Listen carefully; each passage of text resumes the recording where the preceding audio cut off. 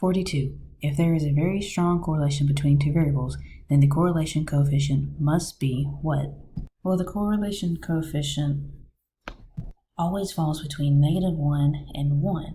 So if it's 0, there's absolutely no linear relationship between x and y. If it's equal to 1, there's a perfect positive correlation. If it's equal to -1, there's a perfect negative correlation. Okay, so these are the values that can fall between -1 and 1. So at 0, there is no relationship. Okay, at -1, there is a perfect negative relationship. At +1, there is a perfect positive relationship. So if you are at 0 and you go this direction, your relationship or your correlation is getting stronger. And same thing, if you go in this direction away from 0, if you're going away from 0 towards -1 or 1, then your relationship is getting stronger.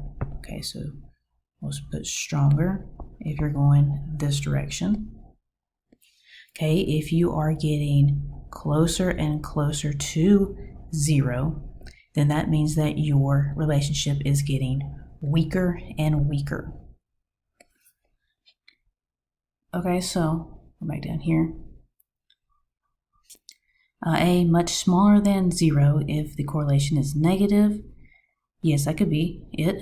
Any value larger than 1, well, no, it can't be larger than 1. It only goes from -1 up to 1, so that can't be it. Much larger than 0, regardless of whether the correlation is negative or positive. Well, no, that one doesn't make sense. Yes, it should be much larger than 0 for a positive correlation, but much larger than 0 regardless of whether the correlation is negative or positive. No, that part doesn't make sense. It's not going to be negative if it's much larger than 0. Okay, so that one doesn't work. D, none of these alternatives is correct. Actually, if we go back to A, we said that could be a possibility. It says much smaller than 0. If it's -1, that's a perfect negative correlation. So much smaller than 0 if the correlation is negative.